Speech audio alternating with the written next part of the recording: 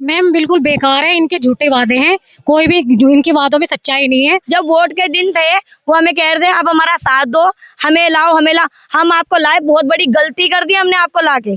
दिल्ली में 27 साल में अपनी सत्ता बनाने के लिए इन्होंने 11,000 बस मार्शलों का इस्तेमाल किया। सीएम रेखा गुप्ता के आवास पर गए थे, वहां जमकर नारेबाजी की, कहा कि जिस तरीके से इन लोगों ने 60 दिन का वादा किया था कि इनकी सत्ता बनते ही ये लोग 60 दिन के अंदर इनका रोजगार दे देंगे, पर आज इन लोगों को 2 महिलाओं को अंदर बुलाकर ये कह दिया गया कि आप आम आदमी पार्टी के कार्यकर्ता हैं। इसको लेकर लोगों के अंदर, खास तौर मैं आपको बता दूं कि महिलाओं के अंदर 2 महिला गई तो थी, इनकी पूरी टीम जो है इस बात पर बहुत ज्यादा आक्रोश जता रही है, क्योंकि जिस तरीके का रवैया सीएम रेखा गुप्ता ने इनके प्रति किया है वो बहुत ही ज्यादा गलत है।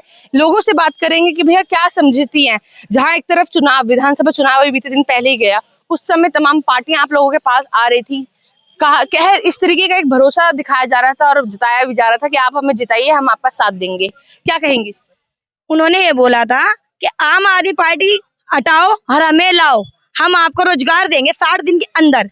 और जब हम केजरीवाल सर के लिए खड़े हुए थे कि हमें रोजगार दो, हमें रोजगार दो, हमारे साथ प्रदर्शन में वो रैली में निकल रहे थे, हमारे लिए 5 तारीख को उन्होंने बहुत बड़ा धरना भी दिया था, क्या भाई इनका रोजगार दो, इनको 60 दिन में रोजगार देने का वादा उन्होंने जुमला दिया, मगर वो हमारे साथ खड़े हुए थे क्योंकि वो आम आदमी पार्टी के लिए। और आज वो हमें आम आदमी पार्टी का ही बता रही है। जब हमारे साथ खड़े हुए थे कि इन्हें रोजगार दो, इन्हें रोजगार दो, आज वो कहाँ गए? आज हमें आम आदमी पार्टी का बताया जा रहा है। हम आपको लाए और आप हमारे को धोखा दे रहे हो, अपनी जुबान से फिर रहे हो, हमें जुमला दे के कह रहे हो कि हम आम आदमी पार्टी के हैं। हम आदमी पार्टी के होते तो मैडम आप नहीं होती यहाँ, आपकी जगह केजरीवाल या आतिशी मैडम ही होती। ये हमारी गलती है जो हम पछता भी रहे इस बात पे कि हम आपको लाए। आप अपना वादा पूरा करो और हमें हमारा रोजगार वापस दो, नहीं तो जैसे आपने बोला है ना कोर्ट से ले लेना, तो मैडम कोर्ट भी जाएंगे, मगर पहले आप ये सोचिए कि आपने करा क्या। अच्छा ये बताइए, जिस तरीके से आपने भी देखा कि चुनाव के वक्त आप लोग की मदद बहुत ज्यादा ली गई, आप लोग को एक विश्वास दिलाया गया था, अब जिस तरीके का व्यवहार देखते हैं, क्या समझ रही हैं आप? जब ये जीते नहीं थे, सत्ता में नहीं आए थे, इन्होंने सत्ता में आने के लिए विजेंद्र गुप्ता जी ने वादा किया था कि हम 2 महीने में आपका रोजगार दे देंगे और वो भी पक्का दे देंगे। और वीरेंद्र सचदेवा जी ने हमारे साथ धरना प्रदर्शन किया था केजरीवाल के खिलाफ कि इनकी पक्की नौकरी दो और इनको पक्का रोजगार दो। लेकिन जब क्या आम आदमी पार्टी के किसी भी मंत्री, नेता, किसी ने ऐसा कहा था कि आप भाजपा के कार्यकर्ता हैं? नहीं, किसी ने भी ये नहीं कहा था, उन्होंने किसी ने भी ये नहीं कहा था। लेकिन इन्होंने, आज हम इनसे मिलने गए हैं मुख्यमंत्री जी से, तो ये कह रही हैं कि आप आम आदमी पार्टी के कार्यकर्ता हो और हम आपको रोजगार नहीं दे सकते। मैडम, जब रोजगार नहीं दे सकते हो आप, तो आपने क्यों झूठे वादे करे थे आपने, ये बताइए। सरकार का काम है जो भूखे को रोटी देना और बेरोजगारों को रोजगार देना, ये आपकी जिम्मेदारी बनती है, चाहे सरकार बीजेपी की हो चाहे आम आदमी की हो, ये सरकार की जिम्मेदारी बनती है। और आप लिख के दे दो, अगर नहीं देना चाहते हैं तो आप लिख के दीजिए, हमें अपने हाल पे छोड़ दीजिए।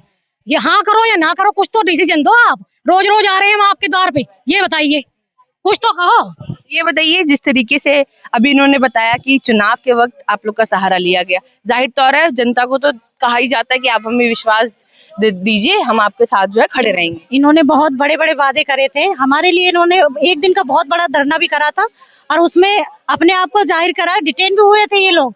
और विजेंद्र सचदेवा, विजेंद्र गुप्ता, इन्होंने तो इतने बड़े बड़े वादे, रेजुलेशन लेटर इन्होंने पास कर दिया था कि हमने रेजुलेशन लेटर पास कर दिया। ये सिर्फ चुनाव तक ही सारी चीजें थी, सारी झूठी वादे थे, लेकिन जो इन्होंने वादा कराया वो अब उसको पूरा करो। हम तो यही कहते हैं बीजेपी सरकार। हमने क्या कहेंगी, आप भी क्या उस रैली में शामिल थे जिसमें भाजपा लगातार अपने प्रचार प्रसार कर रही थी चुनाव के वक्त? मैम देखो, मैं ना अब इतना ही कहूँगी क्योंकि बातें तो बहुत है, हमारी लड़ाई ना रोजगार की है, राजनीति की नहीं है।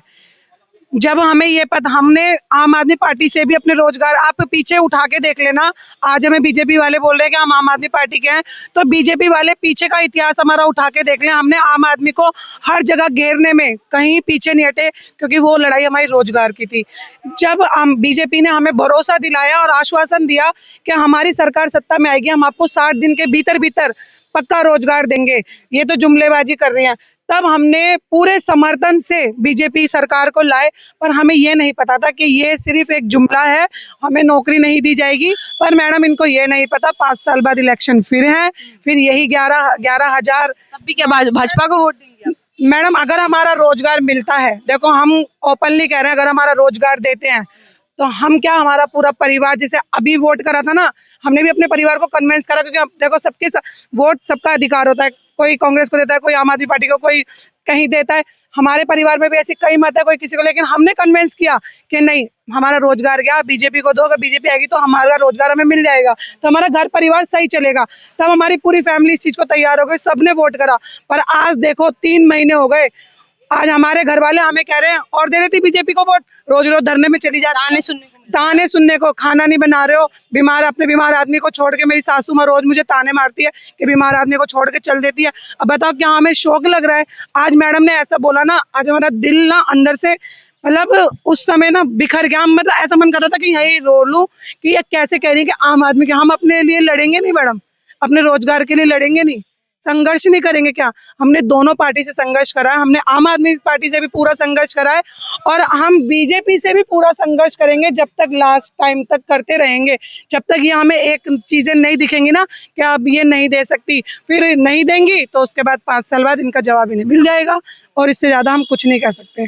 जाहिर तौर पर देखिए, जब भी चुनाव होते हैं तो जनता को कहीं ना कहीं ऐसा एक विश्वास दिलाया जाता है कि आप हमारे हित में रहिए, आप हमारे लिए वोट करिए तो हम आप लोगों के लिए काम करेंगे। अब ये लोग वही लोग हैं जो इन लोगों के लिए कहीं ना कहीं प्रचार प्रसार भी किया और इनको वोट भी किया है। तो अब इन लोगों के मन में यही सवाल है कि क्या रोजगार देने से पहले या उनके वादे करने से पहले उन लोगों ने विचार नहीं किया था? दिल्ली प्रदेश अध्यक्ष विजेंद्र सचदेवा ने, और आपको बता दूं कि दिल्ली विधानसभा के अध्यक्ष विजेंद्र गुप्ता ने जिस तरीके के वादे किए थे, क्या अब वो उन पर अटल नहीं है? देखना होगा कि आखिर इनका रोजगार मिलता है या फिर अब ये लोग कोर्ट की तरफ जाते हैं।